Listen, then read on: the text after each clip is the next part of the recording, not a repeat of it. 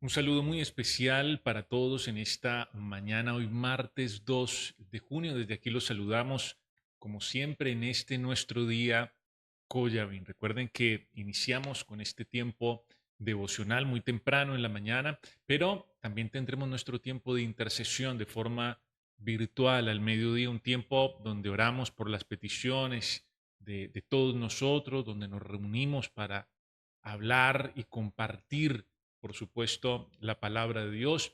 Y recuerden también que estaremos finalizando esta jornada de este día Coyavín con nuestro tiempo de alabanza, a las 5 en Marabel, a las 6 de la tarde aquí en nuestro distrito centro. Ahí les esperamos. Una vez más, les animo a que aparten este tiempo en sus agendas para acercarnos a Dios, para fortalecer, para dinamizar nuestra comunión con Él. Bueno, como ustedes saben, en las últimas semanas hemos venido hablando acerca del libro de los Salmos, avanzando cada semana, profundizando en algunos versículos de los Salmos, dando ahí pasitos, avanzando poco a poco. Y ya hoy específicamente hemos llegado al Salmo 19, un salmo muy especial, un poco extenso también. Les animo a que ustedes puedan terminar de leerlo ahí en casa, pero que nos dice cosas muy importantes, especialmente,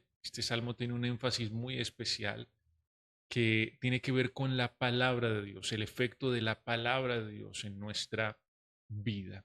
Y vamos a concentrarnos hoy en dos versículos de este Salmo 19 y para comenzar vamos a ir al versículo 12, probablemente es un versículo que hemos escuchado y que hemos meditado y estudiado en otras oportunidades. Miren lo que nos dice la palabra de Dios. Salmo 19, versículo 12.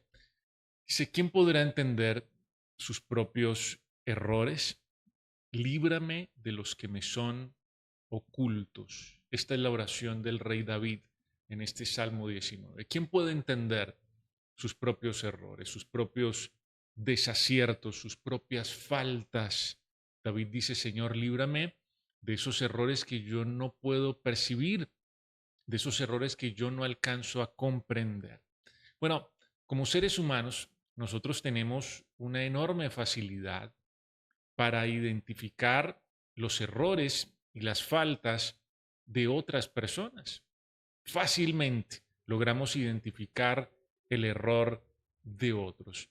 Podríamos decir que somos bastante conscientes de la paja que está en el ojo ajeno, pero con mucha frecuencia ignoramos la viga que está en nuestro propio ojo, así como lo afirmó el Señor Jesús.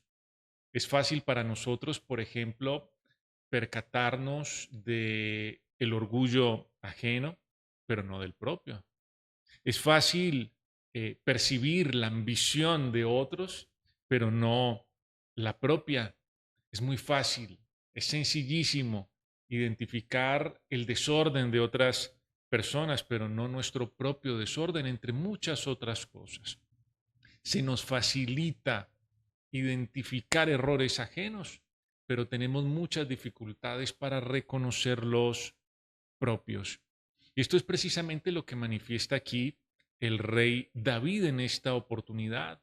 La mayoría de las veces nuestros propios errores pasan desapercibidos frente a nuestros ojos, están ocultos de nuestra conciencia y por esa misma razón se convierten en un asunto prácticamente imposible de cambiar. Porque, ¿cómo podríamos nosotros transformar algo de lo cual no somos conscientes? ¿Cómo podríamos mejorar o cambiar algo que no estamos viendo? Ese es el gran, digamos, el gran desafío aquí, el meollo del asunto, que si no nos podemos percatar de nuestros propios errores, va a ser muy difícil superarlos, va a ser muy difícil dejarlos atrás. A veces simplemente no vemos lo que está delante de nosotros y nos equivocamos sin ser conscientes de esa realidad, pero otras veces nos resistimos a verla. Es decir, a veces fallamos por ignorancia, porque no nos damos cuenta en realidad, pero muchas otras veces también lo hacemos por orgullo, porque nos resistimos a aceptar nuestros propios errores.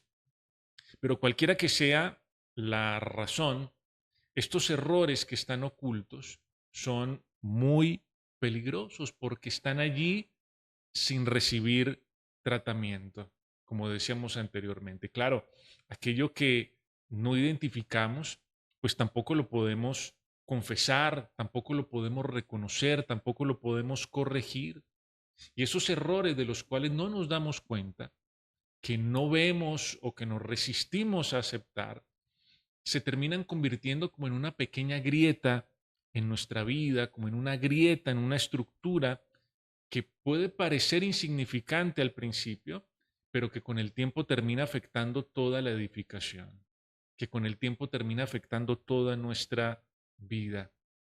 La verdad es que muchas caídas aparatosas, muchas caídas espirituales, no comienzan con errores muy visibles, muy evidentes, sino con pequeñas cosas internas que pasan desapercibidas durante mucho tiempo y que luego se traducen en una caída aparatosa, como decíamos hace un momento. Entonces, frente a esto que nos plantea David, ¿quién puede entender sus propios errores? ¿Quién puede ser consciente de sus propias faltas? Claro, identificamos las faltas de otros, pero no las nuestras. Frente a esto que plantea David, ¿cómo podemos nosotros sobreponernos a esta realidad? ¿De qué manera nosotros podemos enfrentar algo que está tan marcado en el corazón de los seres humanos? ¿Cómo podemos nosotros? Son las preguntas que vamos a tratar de responder. ¿Cómo podemos nosotros comenzar a ser conscientes de nuestros propios errores? ¿Quién podrá entender sus propios errores? Líbrame de aquellos que me son ocultos. Y lo primero que tenemos que subrayar, o lo primero que vamos a abordar en esta mañana, es el valor de la conciencia. La conciencia. Como punto de partida, tenemos que hacer énfasis en la conciencia, que es una de las facultades de nuestro espíritu. Recuerden que nosotros los seres humanos fuimos diseñados por Dios con tres dimensiones: un espíritu, un alma y un cuerpo. Particularmente, el espíritu, esa primera dimensión, es la que nos permite entablar una relación con Dios. Y dentro de las funciones del espíritu está precisamente la conciencia. Dentro de las facultades del espíritu está la conciencia. Y básicamente, para no enredarnos demasiado en definiciones, la conciencia es la que nos permite a nosotros distinguir o identificar lo que está bien y lo que está mal, lo que proviene de parte de Dios y lo que definitivamente no proviene de parte de Dios, lo que conviene y no conviene, lo que edifica y no edifica. Para eso sirve la conciencia, esa facultad del espíritu. Ahora, nuestra conciencia, esa facultad que nos ayuda a diferenciar, a ubicarnos, esa conciencia tiene que ajustarse o afinarse de acuerdo con los parámetros de Dios. Tiene que sujetarse a lo que Dios dice. Y eso implica, naturalmente, que nosotros nos estemos alimentando permanentemente de lo que Dios dice en su palabra. Esa es la manera como la conciencia se nutre y esa es la manera como la conciencia se afina y se ajusta para que pueda hacer un mejor trabajo, para que pueda desenvolverse mucho mejor, para que pueda separar mejor lo que está bien y lo que está mal. Miren lo que dice el versículo 8 de este mismo Salmo 19. Miren lo que nos dice. Dice: los mandamientos del Señor son rectos, traen alegría al corazón. Los mandamientos del Señor son claros, dan buena percepción para vivir. Sí, dice alumbran, dice otra versión, o dan una buena percepción para vivir. Cuando ustedes y yo tenemos un vínculo permanente con la palabra de Dios, entonces nuestra conciencia está bien calibrada, nuestra conciencia está bien ajustada. y nos permite a nosotros, o más bien nos advierte y nos pone al tanto acerca de nuestros propios errores. Esa conciencia es como esa voz de alerta que está adentro de nosotros en el espíritu, pero que necesita ser calibrada por la palabra de Dios. Hay muchos errores que pasan desapercibidos frente a nuestros ojos debido a nuestra desconexión con la palabra de Dios. Claro, si estamos desconectados de la palabra de Dios, la conciencia no va a cumplir su función, no va a estar lo suficientemente ajustada, calibrada para advertirnos de aquellas cosas que no podemos ver. Cuando vamos tomando distancia de la verdad de Dios, nuestra conciencia se adormece y deja de estar alerta frente a esas cosas que no convienen y que no edifican nuestra vida. Todo el tiempo, permanentemente, yo tengo que conservar ese vínculo con la palabra de Dios para que mi conciencia esté en óptimas condiciones y me pueda estar avisando y me pueda estar advirtiendo y sea esa voz de alerta.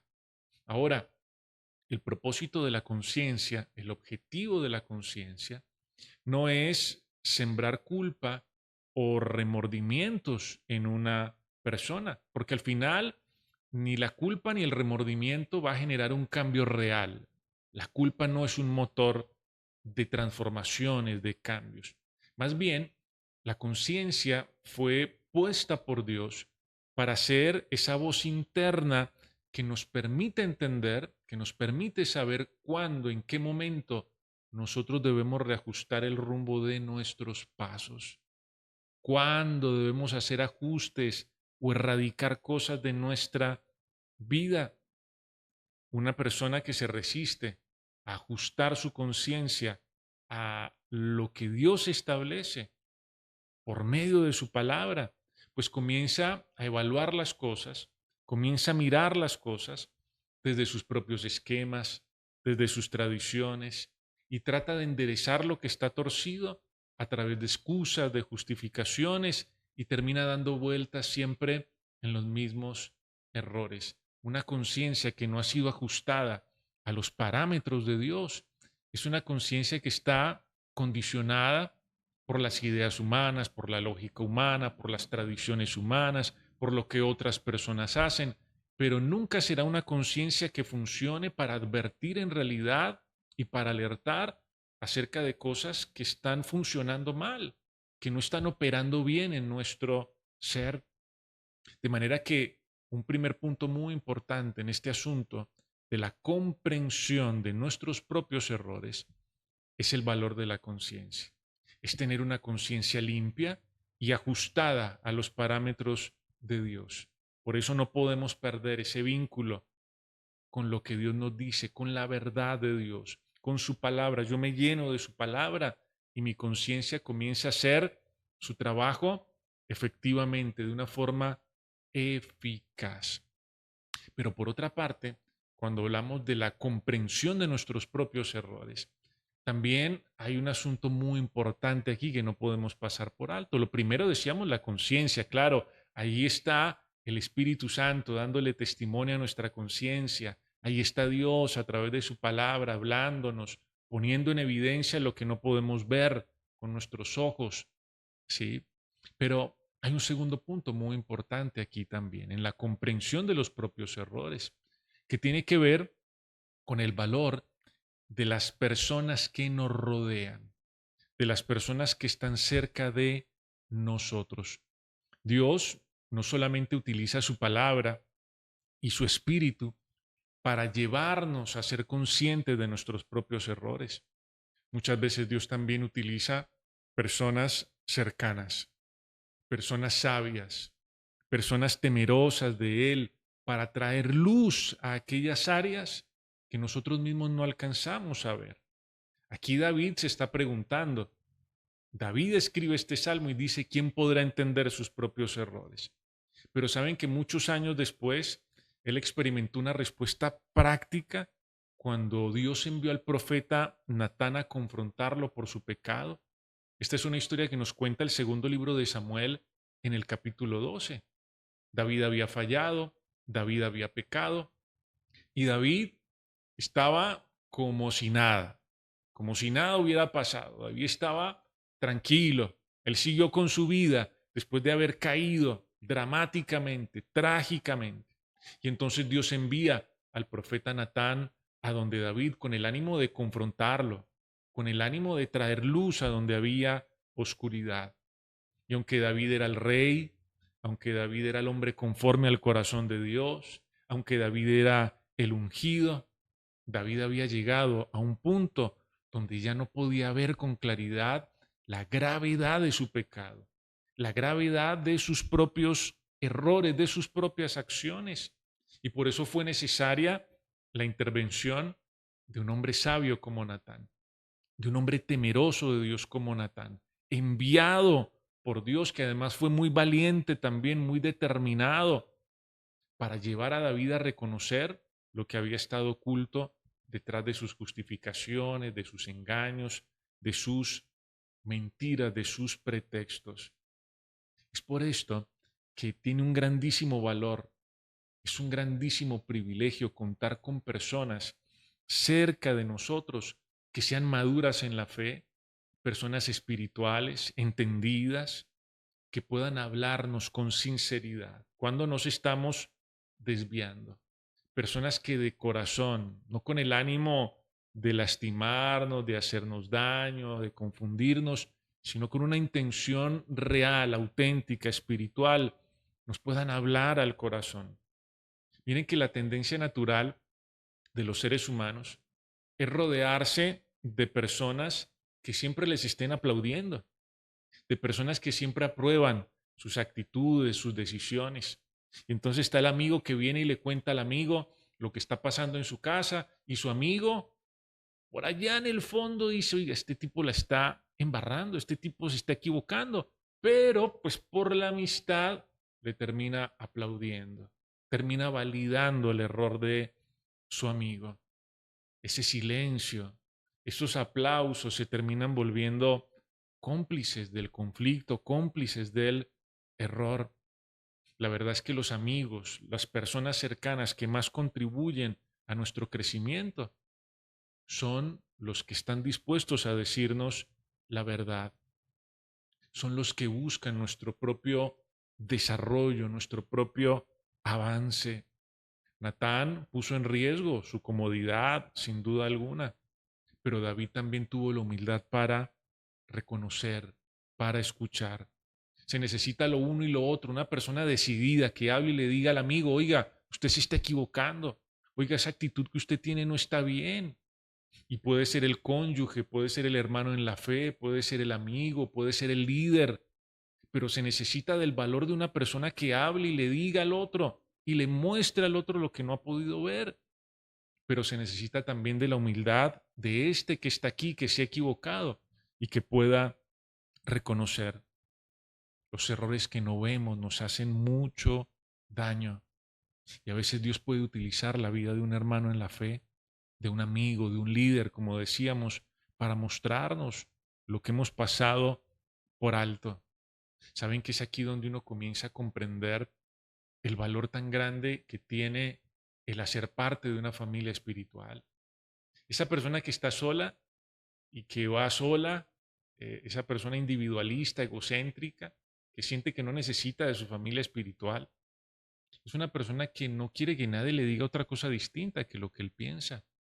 Pero el estar con los hermanos en la fe es asumir el riesgo de que uno de mis hermanos un día me pueda confrontar y decir, oiga, eso no está bien. Replantee esa actitud, cambie esa conducta, ese hábito, esa creencia, esa forma de hablar. El valor de tener personas cercanas que nos hablen al corazón. Pero finalmente y en tercer lugar, hablando de la comprensión de nuestros propios errores, como dice David en este Salmo 19:12, también es muy importante el valor del arrepentimiento. Primero hablamos de la conciencia, segundo hablamos de las personas cercanas, sabias, maduras, temerosas de Dios, pero en tercer lugar, también es muy importante hablar del arrepentimiento. Porque pensemos en esto, de nada sirve ser conscientes de nuestros propios errores si no vamos a experimentar un genuino arrepentimiento? Ahora, ¿qué es el arrepentimiento? Esta es una muy buena pregunta. A veces el orgullo del corazón nos hace pensar que no tenemos nada de qué arrepentirnos. ¿Usted ha escuchado esa expresión? Yo en mi vida no tengo nada de qué arrepentirme, no me arrepiento de nada. La verdad es que sí tenemos mucho de qué arrepentirnos, aunque no seamos conscientes de eso. Esa idea equivocada de yo no me arrepiento de nada surge de una comprensión muy pobre de lo que significa en verdad el arrepentimiento. Una persona que se expresa de esa forma no entiende para nada lo que en verdad significa el arrepentimiento. Generalmente, esa palabra arrepentimiento tiene una connotación negativa. Las personas piensan que el arrepentimiento es sinónimo de debilidad de carácter, que es sinónimo de humillación. Incluso algunos confunden el arrepentimiento con la culpa o con el remordimiento, como si arrepentirse consistiera en mirar al pasado para darse golpes de pecho en el presente y darle vueltas una y otra vez al mismo acontecimiento que ya no se puede cambiar. Pero en realidad, bíblicamente hablando, el arrepentimiento tiene que ver con un cambio de opinión. Miren lo que estamos diciendo. El arrepentimiento no es mirar atrás y darme golpes de pecho. No es mirar atrás y lamentarme por lo que pudo ser y no fue o por el error que cometí. El arrepentimiento es un cambio de opinión, es un cambio de mente, es un cambio de mentalidad, de actitud. Es un cambio de opinión, pero para mejorar, para avanzar. Porque claro, las personas cambian de opinión todo el tiempo. Las personas cambian, están cambiando de opinión todo el tiempo. Un día están aquí, otro día están allá. Un día apoyan a unos, un día apoyan a otros. Un día defienden unos ideales, posteriormente los critican, los señalan. Pero el arrepentimiento no es solo un cambio de opinión, es además un cambio de opinión para mejorar, para avanzar, para crecer. El arrepentimiento es un cambio de mente que nos lleva hacia adelante, o más bien que nos acerca a la estatura de Cristo. Nosotros no vivimos el arrepentimiento para mortificarnos por nuestros errores, porque como decíamos anteriormente, eso no conduce a nada. Más bien, vivimos el arrepentimiento para despojarnos del peso de nuestros errores y poder seguir avanzando, poder seguir creciendo. ¿Quién podrá entender sus propios errores? Decía David. Bueno, qué importante es ajustar nuestra conciencia a los parámetros de Dios.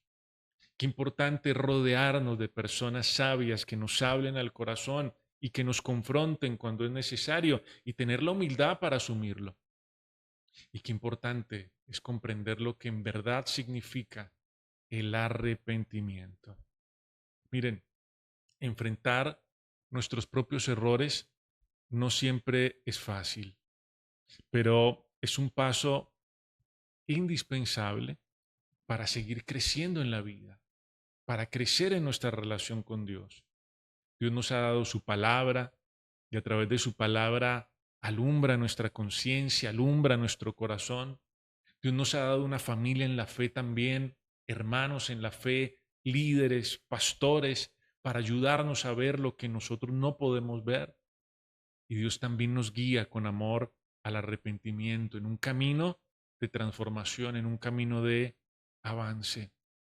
Pidámosle en esta mañana al Señor que nos conceda un corazón sensible a su voz, un corazón humilde, un corazón dispuesto a recibir la corrección y dispuesto a cambiar, porque solamente así podremos ser libres de esos errores que permanecen ocultos y solamente así podremos deshacernos del peso de esos errores para seguir avanzando y llegar hasta la estatura de Cristo. Y pensando en esto, quiero invitarles a que hagamos una oración para terminar con este tiempo. Vamos a orar. Padre bueno, en esta mañana queremos darte muchas gracias por la alegría de volver a encontrarnos en este tiempo devocional.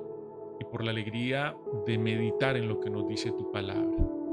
Señor, es cierto que nosotros como seres humanos tenemos una gran facilidad para identificar los errores de otros, pero nos cuesta mucho identificar nuestros propios errores. ¿Quién podrá entender sus propios errores?, decía David.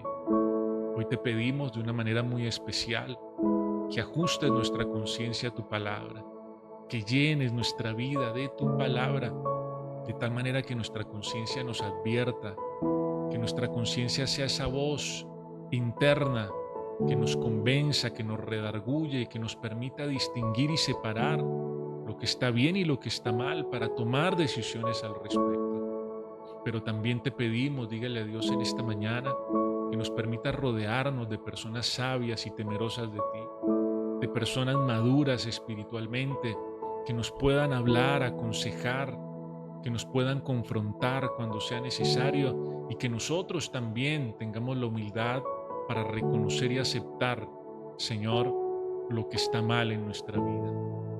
Y por supuesto, hoy te pedimos, Dios del cielo, guíanos al arrepentimiento por tu amor, por tu misericordia, entendiendo que el arrepentimiento no son golpes de pecho. El arrepentimiento, Señor, no es mortificarse por los errores del pasado, sino un cambio de mente, un cambio de opinión para mejorar, para avanzar, para crecer. Hoy, Señor, te pedimos que nos des un corazón sensible a tu voz, que nos des un corazón humilde para aceptar la corrección, que nos des un corazón dispuesto para cambiar, para avanzar de tu mano, Señor. ¿Quién podrá entender sus propios errores? Hoy te pedimos, Señor, líbranos de aquellos que nos son ocultos y sigue avanzando y sigue tratando con todos los rincones y todos los espacios de nuestra vida, Señor, te lo pedimos. Gracias por escuchar nuestra oración y gracias porque yo sé que tu palabra no volverá a ti vacía. Amén.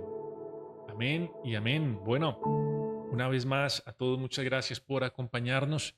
Que el Señor les bendiga y les regale un excelente día. Los esperamos toda esta semana en nuestras reuniones ministeriales y el próximo sábado en nuestra reunión familiar. Ya volvemos a nuestro horario habitual. Un gran abrazo de cariño para todos. Chao, chao. Que estén muy bien.